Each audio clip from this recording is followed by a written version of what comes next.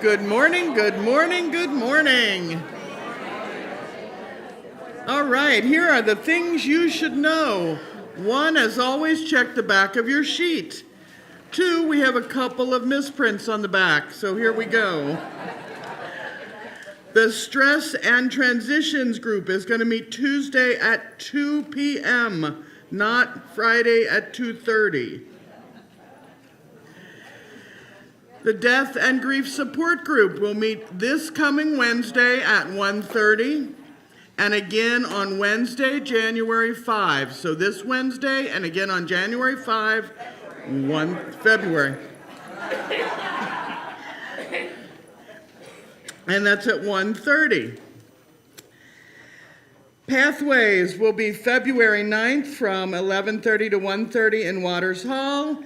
If you're interested in becoming a member, please see Annie. Annie, raise a hand, and she will get you signed up for Pathways. Come on down. There will be no brush up on Bridge next Friday, January 31. The Bridge group will not meet on the 31st. This is a safety reminder because we've got some scammers going around. I will never, ever, ever, ever in a million years email or text you to ask you for money, gift cards, or a favor. If I call, email, or text you asking for money, gift cards, and a favor, please call me on my phone, my cell phone, not any number that you've been given on that email or text, to let me know that I am calling you for such things. If anyone reaches out to you and asks you to send them a PDF or a digital file of our membership book, the answer is no. Tell them, hey, you can get that from Breeze, with your own login. Don't tell them anything. Do not encourage them. Do not give them anyone else's name. Feel free to tell them, just talk to the Reverend and leave it at that. On the other hand, if you really can't log into Breeze and you're confused, please call me directly. We'll help you. Remember to sign up at the sign-up table for a shareholder meeting. We are only holding those a few months a year, and you really need to go to one. Those are not drop-in events. So please, please, please see the sign-ups on the lanai. They actually can't handle groups that get too large. So please don't just try to drop in. Please sign up for a meeting. I think that's, one last thing. Nancy and I have left a box of these small packets. We've got about 100 of them out there on lanai. These are the new spice from Penzies called Resist. For those of you not familiar with Bill Penzie, he is UU aligned. He does not like what's going on in this country. And they are seriously, I'm not paid for this promo, they are seriously one of the best spice makers in America. So we have left free packs of their new spice blend. This is like a pepper blend, and it's not hot, spicy pepper. It's like pepper you put on your baked potato. But a couple of different kinds of pepper. It's awesome. Take a free pack, try it out, and then sign up for Bill Penzie's website and his newsletter. It's awesome reading if you're a UU. You will, trust me, you will enjoy these. All right, I think I'm going to turn it over. I think Janet's got something for you.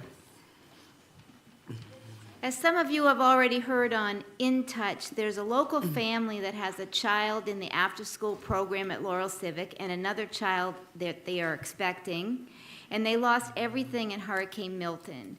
And they are finally ready to move into an apartment, and they need many, many things. So I do have a sign-up list that I will have on the lanai after service.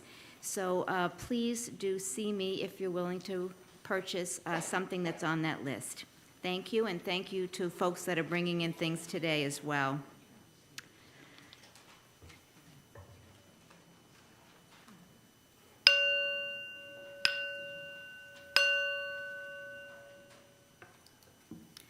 Welcome to the Unitarian Universalist Congregation of Venice, also known as UUCOV. My name is Janet Knudsen, and I'm the worship associate for this morning's service. No matter who you are or what mountains you have climbed or are climbing, you are welcome here. At UUCOV, we welcome anyone who respectfully enters. We are here to learn and grow together, and we are very pleased that you have chosen to be with us today. Let us open our minds to the challenge of reason. Open our hearts to the healing of love. Open our lives to the calling of conscience. Open our souls to the comfort of joy. Astonished by the miracle of life, grateful for the gift of fellowship, confident in the power of living faith, we are here gathered. Is there anyone who is joining us for the first time today that might feel comfortable introducing themselves and telling us where you're from? Someone will bring you a microphone so we can all hear you. See someone in the back row.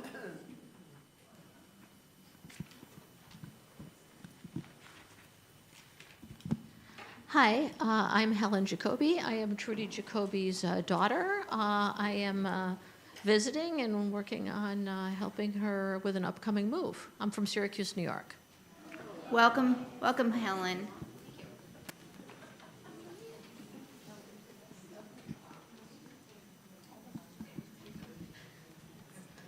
Hi, I'm Patricia Mancini. I was here about a year and a half ago, and then I got sick and had cancer, and I've been treated, and I'm all better. So,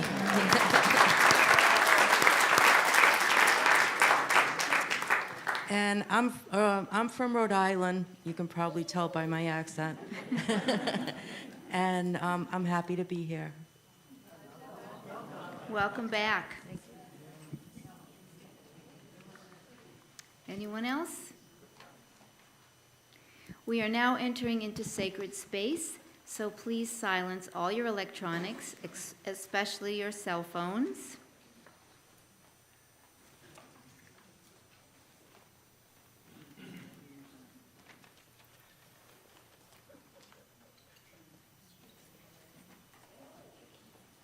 We light our chalice this morning, grateful for the love that we experience in this beloved community. May the flame light the way for all who seek such abundance. Lisa will now play the prelude.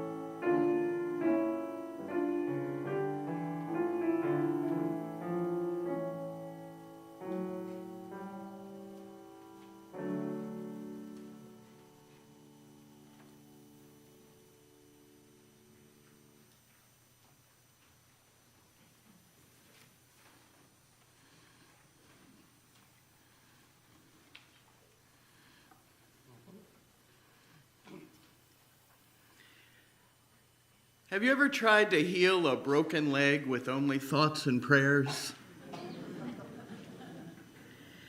And they say love is more important than money, but have you ever tried to pay your bills with a big old hug? We're a practical bunch in general.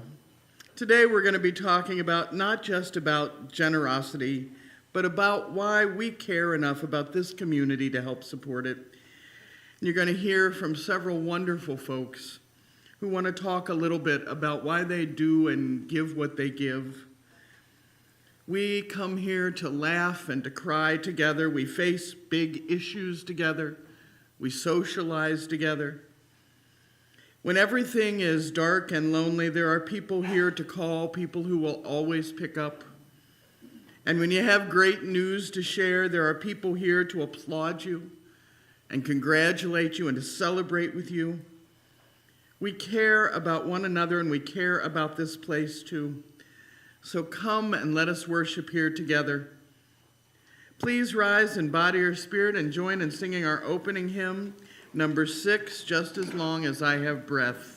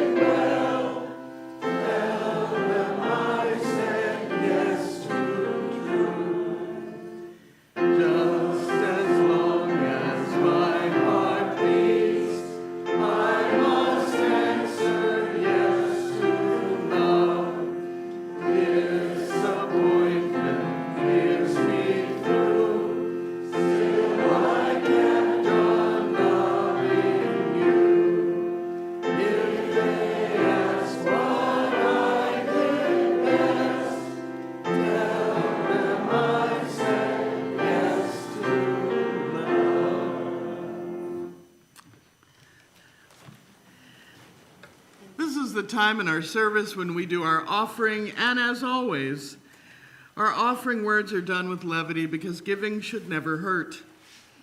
2 doctors and an HMO manager are in line at the pearly gates. The first tells St. Peter, as a pediatrician, I helped thousands of children and I gave 10% to my church and I was kind to animals. St. Peter says, come right on in.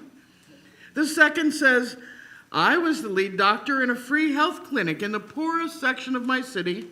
I donated freely to charity, and I was also kind to animals. St. Peter says, please come on in.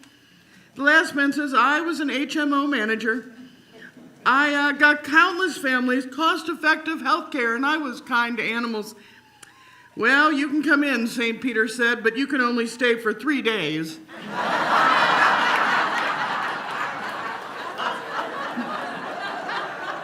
After that, you can go to hell.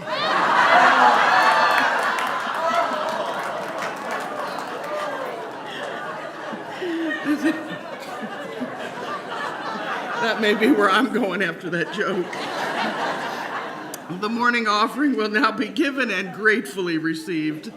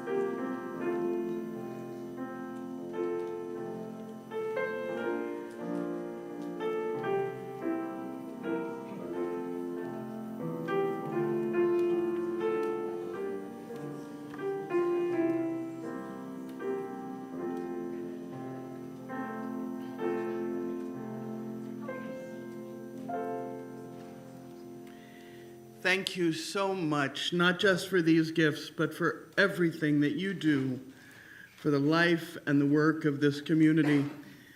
And now, with no further ado, I would like to turn it over for a minute to Dave Lyon. Dave, where are you?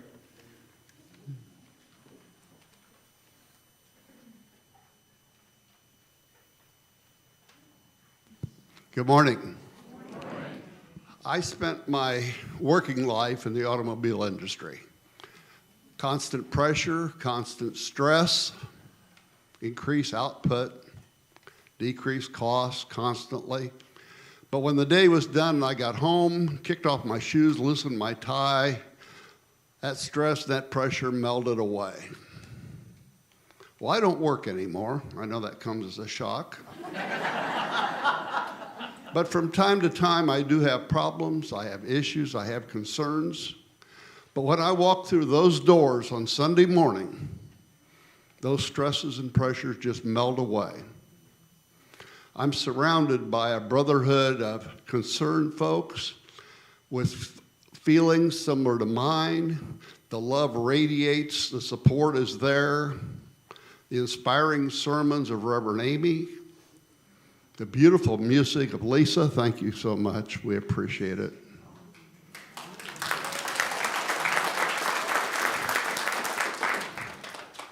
And I am home. This is my home.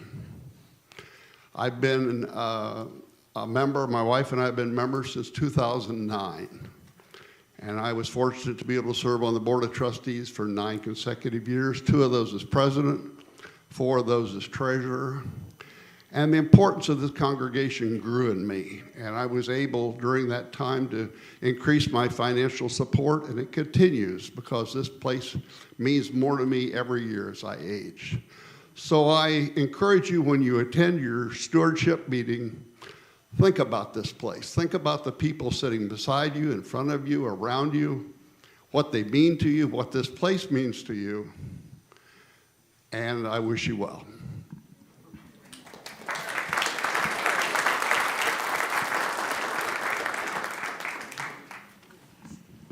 Thank you so much, Dave. Dave had it exactly right. We come here together to be here in community, to be the human hands and human hearts holding one another, to be here as we struggle with life's sorrows and celebrate life's joys. At this time of sharing, you can raise a hand and someone, namely Tom or John, will bring you a microphone. So please raise a hand if you have anything you'd like to share. Good morning, my name is Wayne Lucigian, and on Friday we raised the roof with our auction. And it was indeed a team effort. So I will ask people who were involved, whether it was solicitation, publicity, decorations, setup, cleanup, registration, checkout, food, raffle evening helpers. Please stand right now so we can say thank you. Stand up, don't be shy.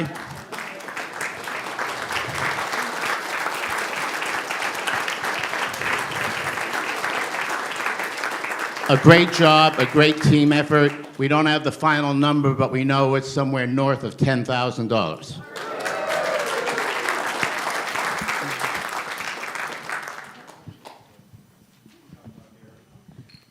Okay, ready?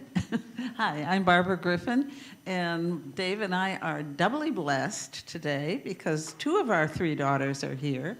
Katie's been here for a little while, and Lorene came this week. Come on, stand up. And Lorene is visiting from Philadelphia, and Katie's visiting from Argentina. So we are doubly excited them here to help us. Katie wants to say something. She's a minister, so she knows. Yeah, I just wanted to say we're one of our sorrows is that Dad cannot be present here in the service with us.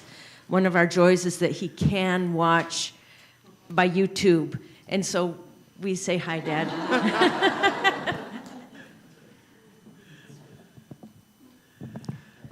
Hi, I'm Donna Jewett. I think we need to turn around and say thank you to Wayne for all he did to make this happen. He threw a lot of effort into this. And thank you to everyone. Michelle Green did a fabulous job with the food. It takes a village, and I really feel we pulled together just a wonderful gathering, and it was more fun. I've been to auctions before, but nothing like that, so it was really amazing. Thank you.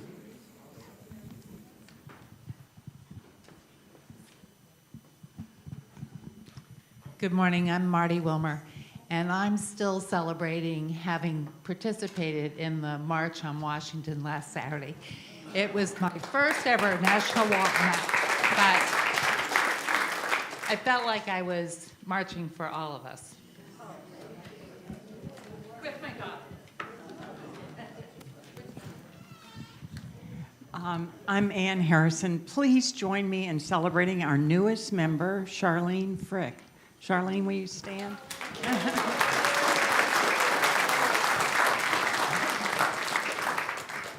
Jim Willett here. I have an auction-related concern.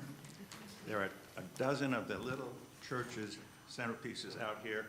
You can have one and take it home by sticking $5 or $10 into the little thing. So take a memento home, put it on your shelf. I'm sorry. Use it as a Christmas ornament, whatever, but take one home. Also, a reminder, Lisa, our unofficial or official photographer, has posted 76 photos of the auction on In Touch, so take a look.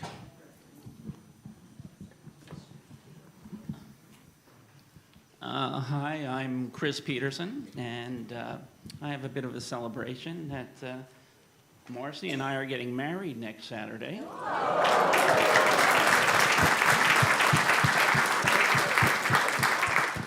She's looking to leave right now.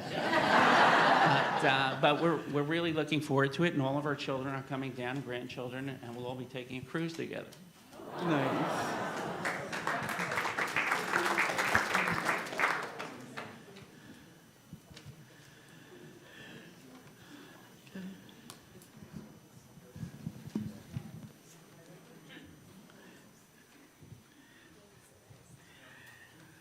I lit a candle for my family. My baby brother Adam's wife passed away suddenly this week. She was 32. So yeah, we've been a little upset this week, a little tired, a little sad. So if you've got some prayers to offer them and hold my family in your hearts this week as we deal with that. May the love of this community hold everyone who needs love and concern, and may the light of our community shine on the broken places of the world. May we never look away when we're needed. May those who are grieving be comforted, and those who are tired find rest. May the broken places be healed, and may those who are filled with joy and laughter be abundant. I'm going to turn it over now to Bev Lieberman.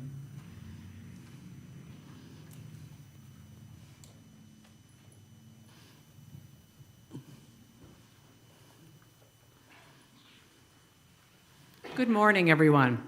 For me, UUCOV is a continuation of a UU journey that began in 1975 with the First Parish of Framingham, Massachusetts, where we met our dear friends, Dick and Barbara Smith.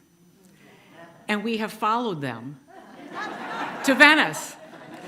So when we joined officially 3 years ago, UUCOV, we immediately felt at home and found UUCOV to be a vibrant and welcoming congregation.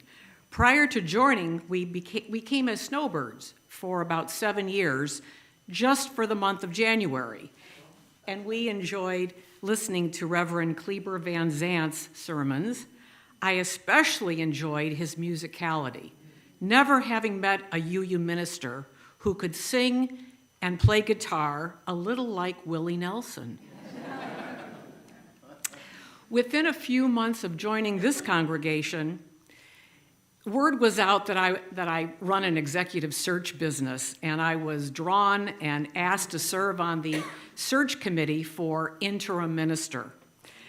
I was able to participate with two amazing UUCOVers, Dave Williams and Janet Knudsen, who brought me in to their team, and we got a result that we are so thrilled with in being able to attract and recruit Reverend Amy.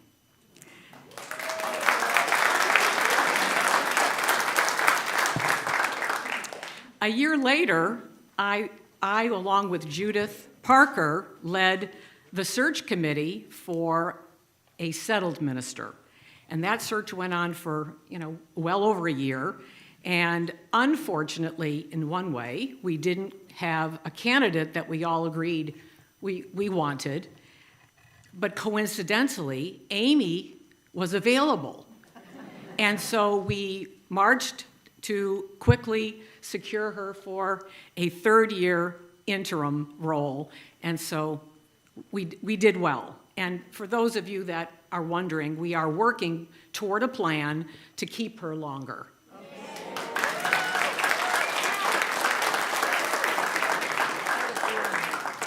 I also want to just do a quick shout out to the search committee members that worked diligently with me and Judith.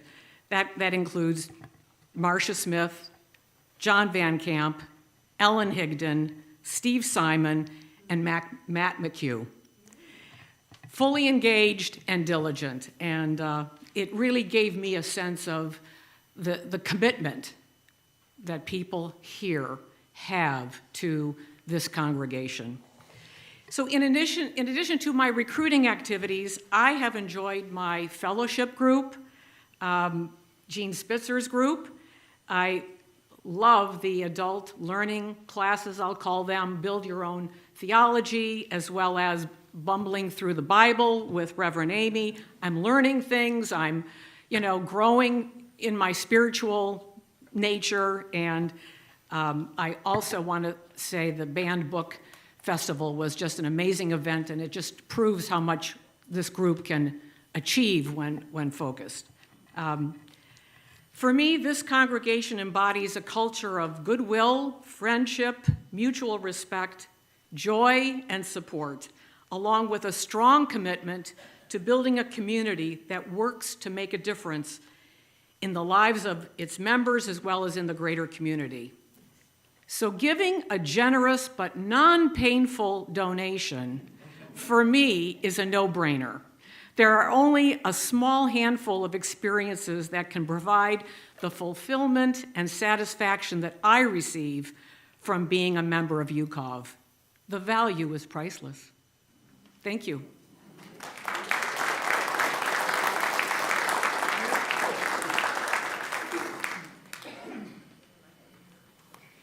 Our first reading this morning is called Crayons, and it's by Lauren Tyler Wright. In grade school, I had a box of 64 Crayola crayons. It drove me crazy when kids would borrow them, because inevitably they would blunt the sharp point of the crayon, put them back in the wrong color order, or heaven forbid, break one. Truth be told, it took me at least a month after I got the box to actually use one of the crayons because I wanted to keep them perfect for as long as possible. That's how much I valued the little bit of control I had over those 64 uniquely colored objects. They were mine. When I eventually came around to the idea that my crayon box was not really mine in the first place, but was rather on loan to me for a while, I discovered a surprising sense of freedom, of relief almost. I was freed from fretting over the inevitable demise of each perfectly sharpened crayon tip. I still had a momentary anxiety attack when I heard snap and saw a classmate with a piece of crayon in either hand, but I released the worry in my heart about messing them up and was freed simply to enjoy what had been loaned to me and to share it with others. When you're able to see every component of your life your money, your home, your car, your bank account in this way, you find that you worry less and that giving generously is no longer threatening or a chore. Instead, it becomes a life-enriching experience that underscores the abundance of what you do have. The secret is learning to hold your possessions more loosely. It's a strange paradox, but it's true. When you loosen your grip of control on your stuff, you find that you actually appreciate it more than you did when you clutched it for dear life. You also discover a freedom with and from your possessions that leads to joy in the act of giving. I think Annie Harrison has something to share.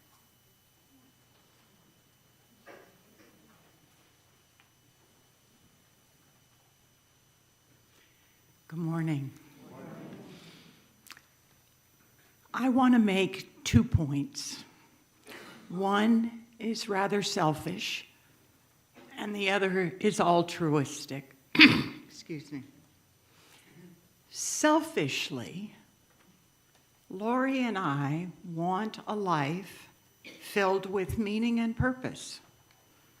We would like to make a difference in the world. That said, we've come to the conclusion that such a life cannot happen in isolation. There is simply no power or efficacy sitting alone, not watching the news. But when we live our values alongside all of you living your values, our personal and spiritual power is magnified. Our gift forms a stream that combines with your gifts, and soon our streams join to become a river. It's a river strong enough to pay salaries and host events and sponsor action. What we cannot do alone, we can do together. We become more than the sum of our parts. Second, and more altruistic, is our desire to serve others. Each year, over 100 people visit UUCOV.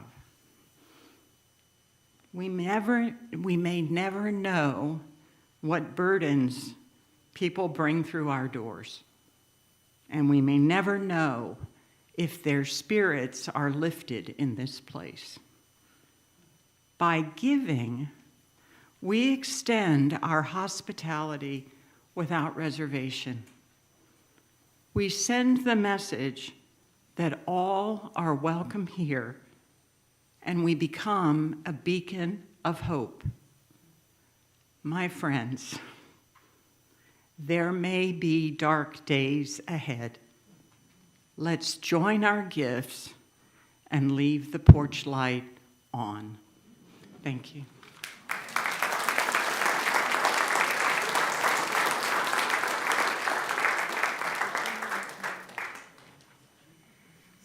Today's meditative reading is from the Tibetan Book of the Dead by Robert Thurman. Practice giving things away, not just things you don't care about, but things you do like. Remember, it's not the size of a gift, it's the quality and the amount of mental attachment you overcome that count. So don't bankrupt yourself on a momentary positive impulse only to regret it later. Give thought to giving. Give small things carefully and observe the mental processes going along with the act of releasing that little thing you liked. With these words in mind, please join me in 1 minute of silent thought, meditation, or prayer.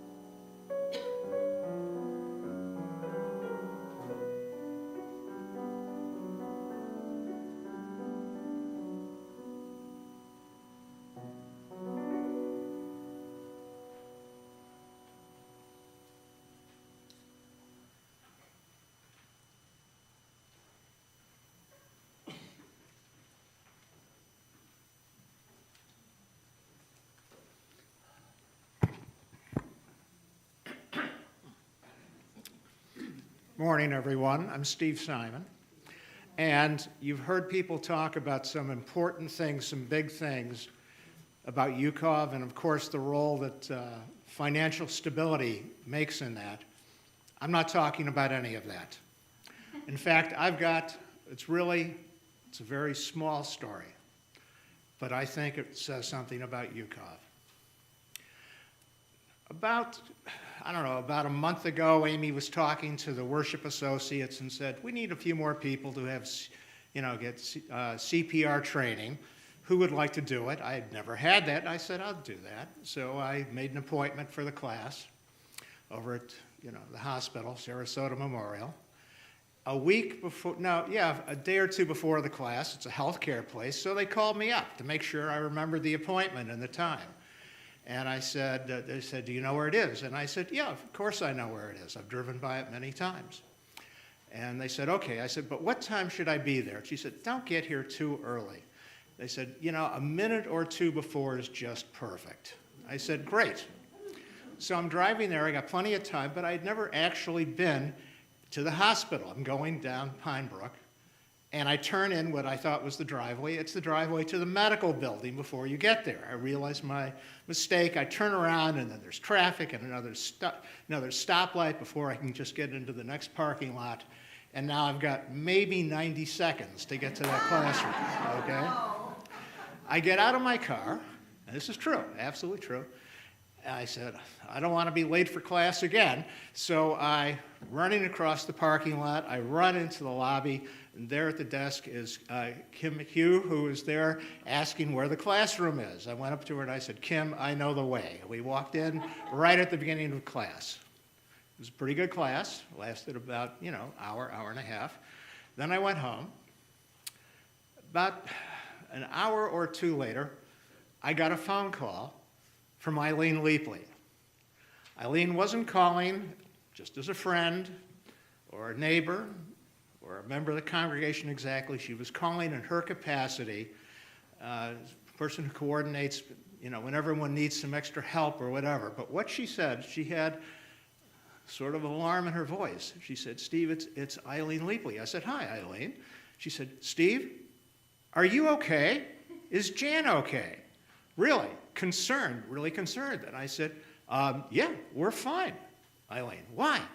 She said, well, Hector was going over to the hospital to take care of something.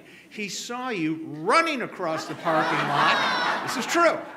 He saw you, he called out to you, but you just went right into the building, and by the time he got to the lobby, you were nowhere in sight.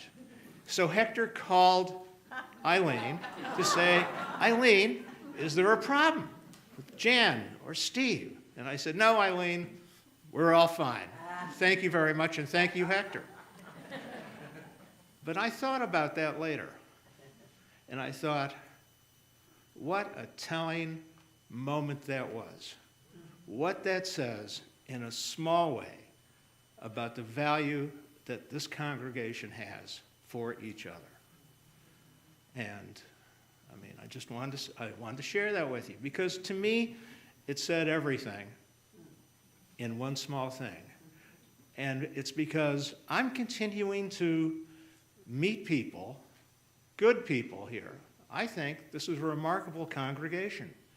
This is, what was it, Jan, the third Unitarian church we belong to, including the one we were married at? No question, it's the best. And the others one was very good. The other, not so much, but this is far and away the best, far and away the best. And to me, that's what I thought was really worth remembering when we're thinking about the value of UUCOV in our everyday lives. Thank you.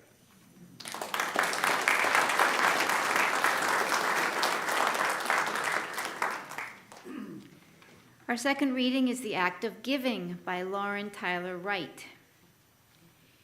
The act of giving is in itself radically opposed to the value-assigning, market-driven, objectifying culture we live in.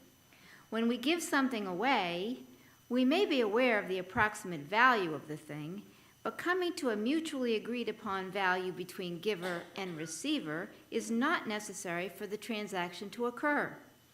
As philosopher Jacques Ellul wrote, not only does generosity destroy the power of money, but even more, it introduces the one who receives the gift into the world of grace. And it begins a new chain of cause and effect, which breaks the vicious cycle of selling and corruption. Both the poor and the rich struggle to find rightly ordered understandings of money. Some succeed. In both poor and rich communities, we find individuals who have redeemed money, from life-giving green stuff to life-giving legal tender. They have found that the true worth of money is not its market value, not what it can purchase for us or the status it can earn us, but what it can do for someone else. Please rise now in body or spirit and join in singing hymn number 20, Be Thou My Vision.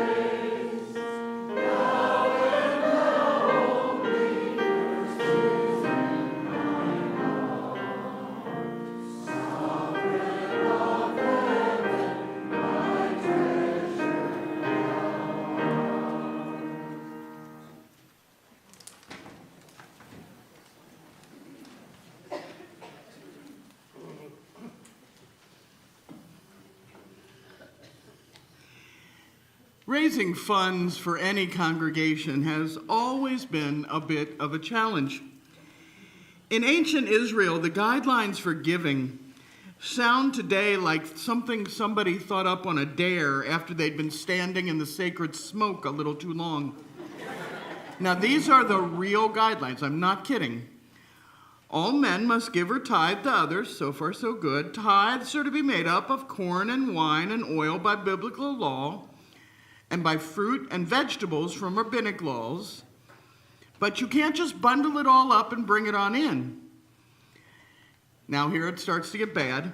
The farmer must harvest his crops and then separate out an amount between 1/40th and 1/60th, depending on their generosity, and they must give this to the priest, who will treat it as sacred and only eat it while ritually clean and not share it at all. But the farmer isn't done. He must separate out 1/10 more of the rest and give it to a Levite, or a member of the tribe of Levi. These were the politicians and the religious administrators. Then the Levite had to take 1/10 of his share, so 1/10 of 1/10, and give it to the priest, who would treat it as sacred and only eat it while ritually clean and not share it at all.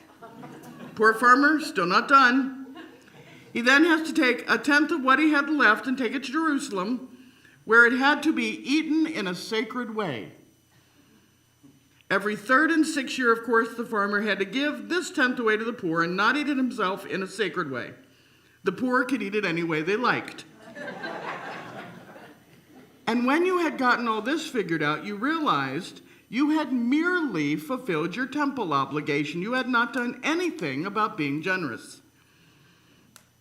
Confusion on how much to pay really makes giving a challenge. Those fleeing advanced giving mathematics were no luckier when they turned to other gods.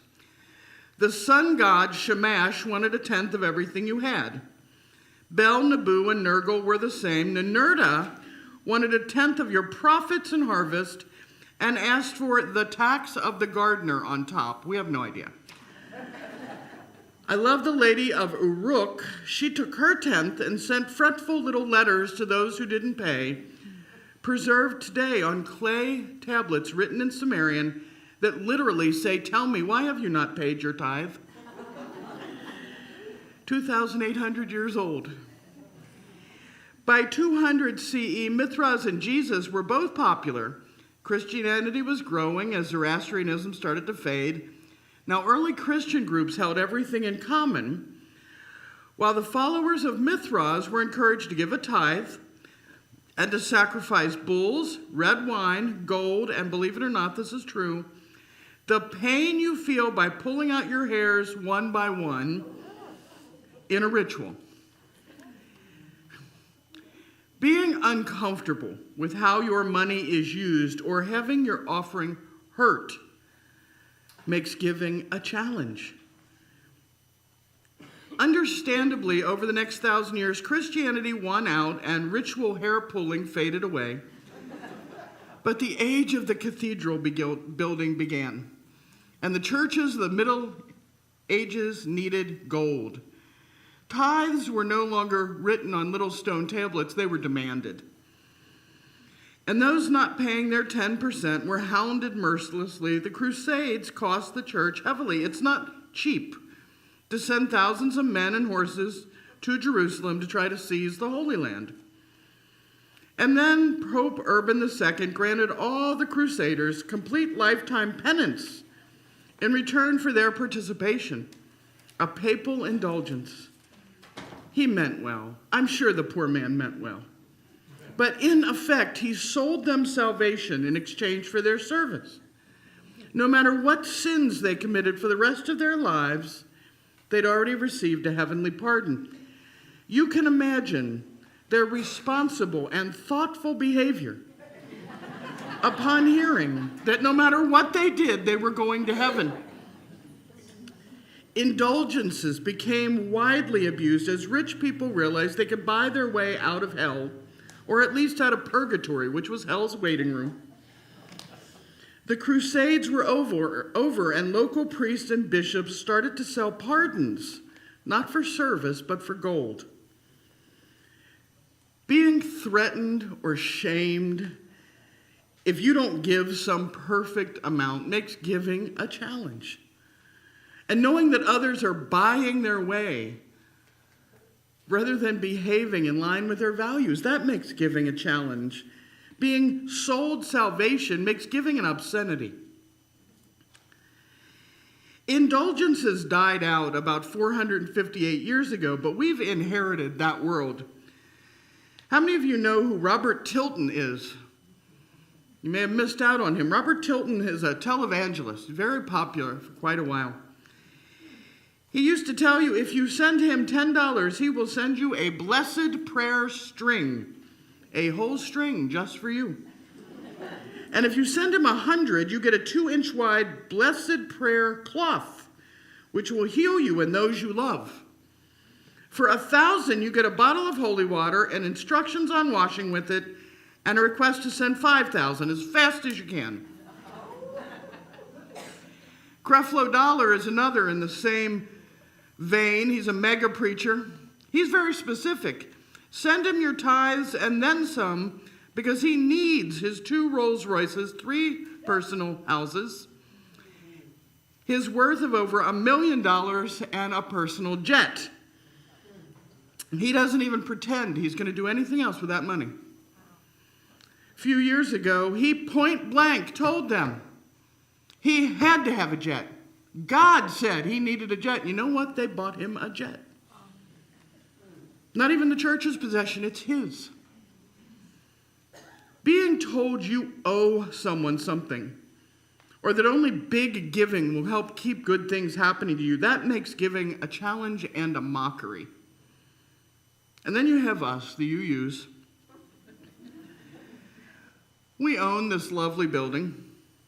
We have 5 or so people on our payroll in one way or another. We have a minister and an office admin, a pianist, cleaning person, a sound technician.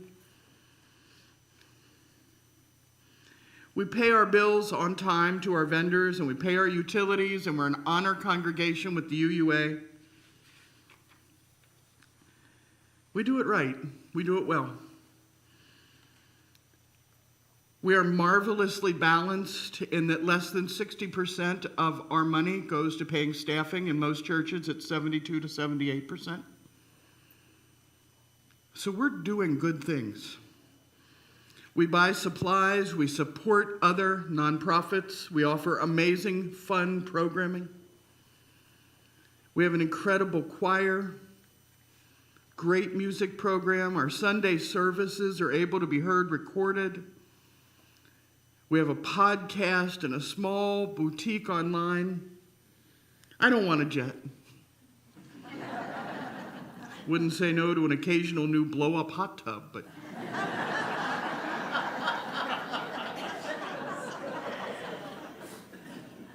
Every penny you give goes to support this congregation.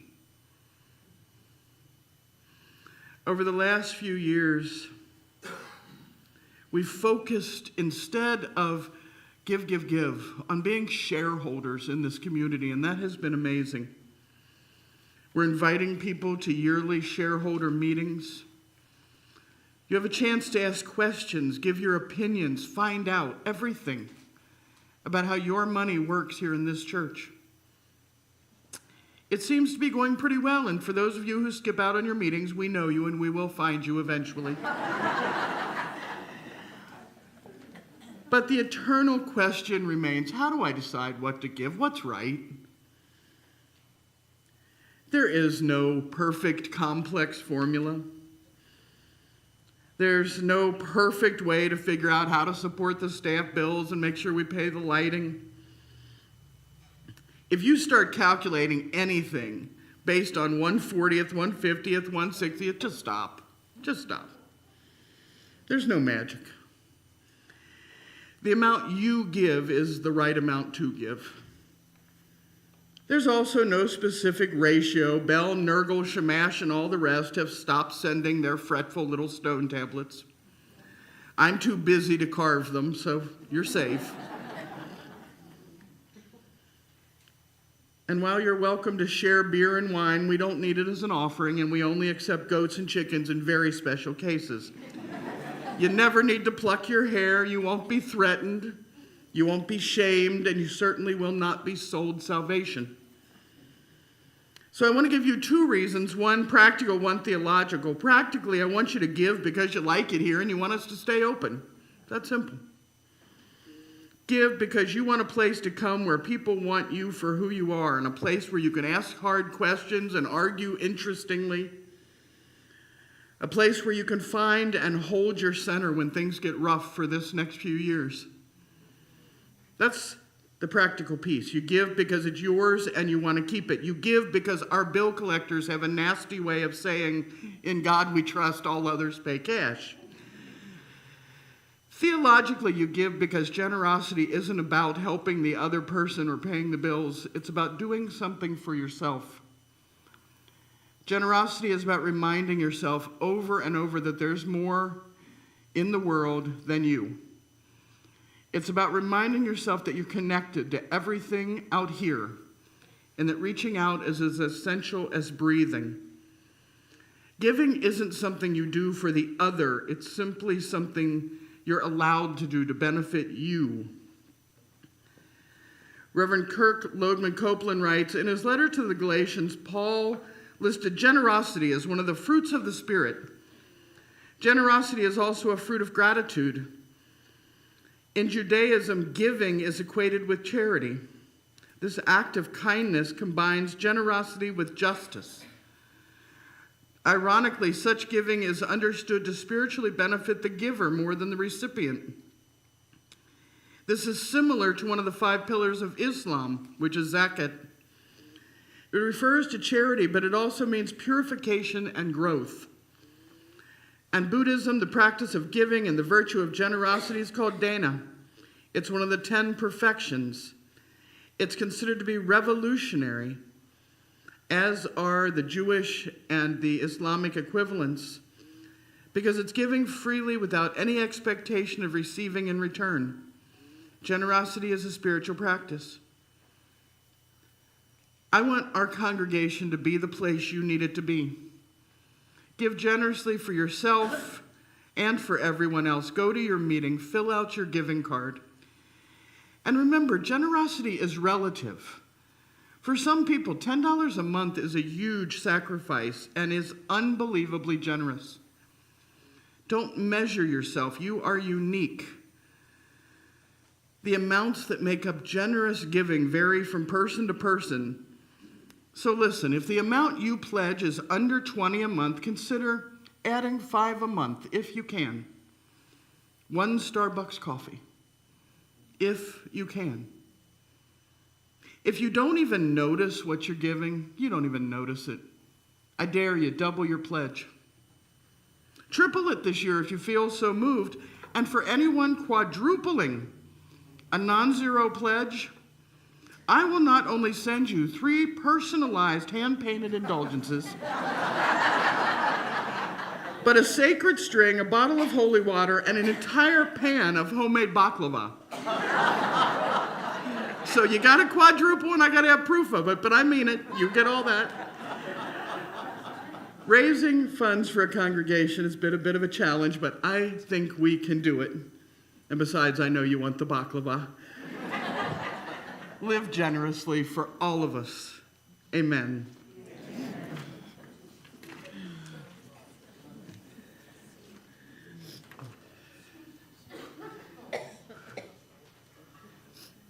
May the fire of giving burn in our hearts, even when our chalice is no longer lit. Please rise in body or spirit and join in singing our closing hymn this week, number 108, My Life Flows On in Endless Song.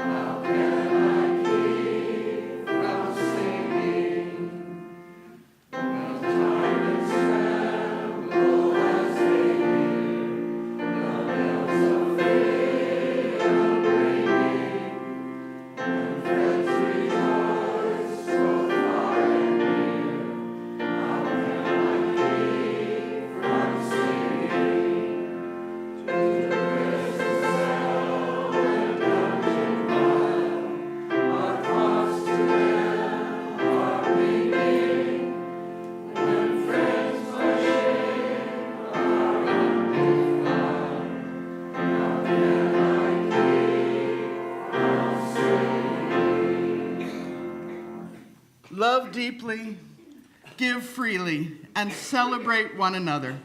Peace, ashe, and may it be so.